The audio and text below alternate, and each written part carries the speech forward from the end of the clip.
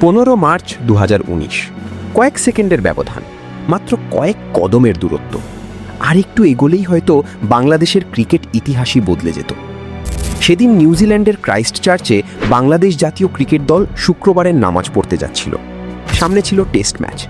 সবকিছুই ছিল একেবারে স্বাভাবিক। কেউ হয়তো ভাবতেও পারেনি কয়েক মিনিট পরই তারা জীবনের সবচেয়ে ভয়ঙ্কর অভিজ্ঞতার মুখোমুখি হতে চলেছেন। সকালের আবহাওয়া ছিল শান্ত।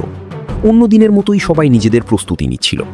যেহেতু সেদিন ছিল জুমার দিন, তাই দলের কয়েকজন ক্রিকেটার ও সাপোর্ট স্টাফ ঠিক করলেন কাছের একটি মসজিদে গিয়ে জুমার নামাজ আদায় করবেন। এটা ছিল খুবই স্বাভাবিক একটি সিদ্ধান্ত। বিদেশ সফরে গেলেও সুযোগ পেলে নামাজ পড়া বাংলাদেশ দলের অনেক খেলোয়াড়ের কাছেই এটা নিয়মিত অভ্যাস। দুপুরের দিকে সবাই টিম বাসে উঠে বসলেন। বাস ধীরে ধীরে হোটেল ছেড়ে রওনা দিল। ভেতরে কেউ গল্প করছিলেন, কেউ মোবাইল দেখছিলেন, আবার কেউ হয়তো আসন্ন ম্যাচ নিয়েই ভাবছিলেন।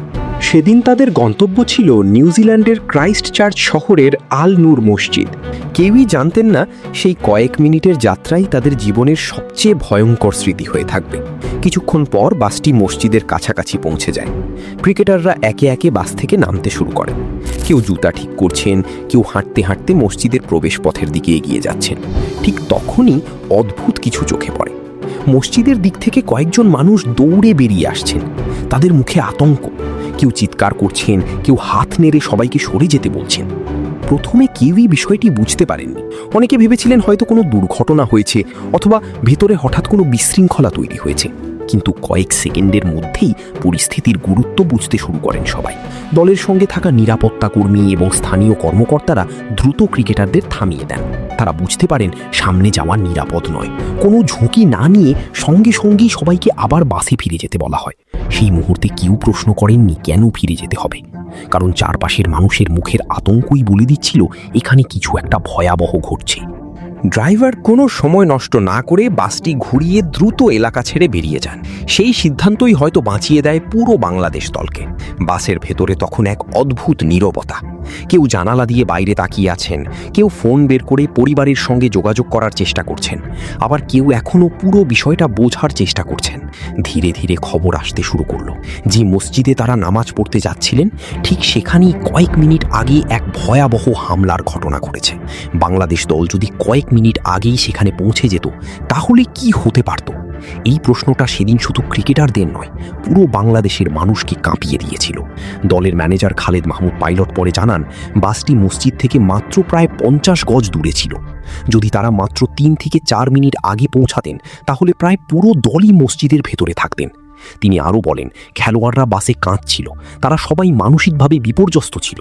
সেই দৃশ্যটা ছিল ঠিক সিনেমার মতো। তবে পার্থক্য একটাই, এটা কোনো সিনেমা ছিল না, বাস্তব ছিল। আর সেই বাস্তবতার মাঝখানে দাঁড়িয়েছিল বাংলাদেশ ক্রিকেট দল। হোটেলে ফিরে আসার পর বাংলাদেশের ক্রিকেটাররা নিরাপদ ছিলেন, কিন্তু মানসিকভাবে তখনও কেউ স্বাভাবিক হতে পারেননি। তখনও বাংলাদেশের ক্রিকেটাররা পুরো ঘটনাটা জানতেন না। টেলিভিশনে একের পর এক সংবাদ প্রচার হতে শুরু করে। ধীরে ধীরে পরিষ্কার হয়ে যায় এটি কোনো আকস্মিক ঘটনা ছিল না, এটি ছিল আগে থেকেই পরিকল্পনা করা একটি হামলা।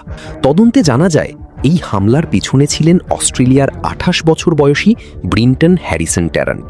কয়েক বছর ধরে তিনি চরমপন্থী ও বর্ণবাদী মতাদর্শে প্রভাবিত ছিলেন।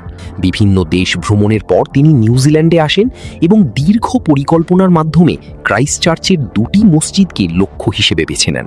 হামলার আগে তিনি একটি অনলাইন ঘোষণাপত্র প্রকাশ করেন। তদন্তকারীদের মতে এটি কোনো হঠাৎ সিদ্ধান্ত ছিল না, বরং আগে থেকেই পরিকল্পিত একটি অপরাধ। 15 মার্চ 2019 তিনি প্রথমে আল নূর মসজিদে প্রবেশ করেন। আর ঠিক সেই সময়েই বাংলাদেশ ক্রিকেট দলের বাসটিও মসজিদের কাছাকাছি পৌঁছেছিল। মাত্র কয়েক মিনিটের ব্যবধানই বাংলাদেশ দলকে সেই ভয়াবহ ঘটনার মুখোমুখি হওয়া থেকে রক্ষা করে। এরপর তিনি আরেকটি মসজিদ লিনুড ইসলামিক সেন্টারেও যান। পুরো ঘটনায় 51 জন মানুষ নিহত হন এবং আরও বহু মানুষ আহত হন। বাংলাদেশ দল যে আল নূর মসজিদের দিকে যাচ্ছিল সেটিই ছিল প্রথম ঘটনাস্থল। পরে জানা যায় দলটি যদি মাত্র কয়েক মিনিট আগে সেখানে পৌঁছাতো তাহলে পরিস্থিতি সম্পূর্ণ ভিন্ন হতে পারত। সেই কারণেই আজও অনেক ক্রিকেট ভক্ত 15 মার্চকে বাংলাদেশের ক্রিকেট ইতিহাসের সবচেয়ে ভয়ঙ্কর যদি হিসেবে মনে করেন। ঘটনার কিছুক্ষণ পর তামিম ইকবাল সামাজিক যোগাযোগ মাধ্যমে লিখেছিলেন, পুরো দল একটি ভয়াবহ অভিজ্ঞতার মধ্য দিয়ে গেছে। আল্লাহর রহমতে আমরা সবাই নিরাপদে আছি। এই একটি বার্তাই সেদিন বাংলাদেশের কোটি মানুষের উদ্বেগ অনেকটাই কমিয়ে দিয়েছিল। মুশফিকুর রহিমও লিখেছিলেন, জীবনে এত ভয়াবহ অভিজ্ঞতার মুখোমুখি তিনি আগে কখনো হননি। তিনি সবাইকে দোয়া করার অনুরোধ জানান। সেদিন ক্রিকেটের কোনো স্কোর, কোনো রান বা কোনো উইকেট গুরুত্বপূর্ণ ছিল না। গুরুত্বপূর্ণ ছিল একটাই বিষয়, বাংলাদেশ দলের সবাই জীবিত আছেন। ঘটনার পরপরই নির্ধারিত নিউজিল্যান্ড বাংলাদেশ তৃতীয় টেস্ট ম্যাচ বাতিল করা হয়। ক্রিকেট বোর্ড, খেলোয়াড় এবং কর্মকর্তাদের কাছে তখন ক্রিকেটের চেয়ে মানুষের জীবন অনেক বেশি গুরুত্বপূর্ণ ছিল। এদিকে পুরো ক্রিকেট বিশ্বও বাংলাদেশের পাশে দাঁড়ায়। বিভিন্ন দেশের ক্রিকেটার, বোর্ড এবং সমর্থকেরা সামাজিক যোগাযোগ মাধ্যমে স্বস্তি প্রকাশ করেন যে বাংলাদেশের কোনো খেলোয়াড় শারীরিকভাবে ক্ষতিগ্রস্ত হননি। কিন্তু ঘটনাটি শুধু বাংলাদেশকেই বদলে দেয়নি। নিউজিল্যান্ডও সেই ঘটনার পর অনেক গুরুত্বপূর্ণ সিদ্ধান্ত নেয়।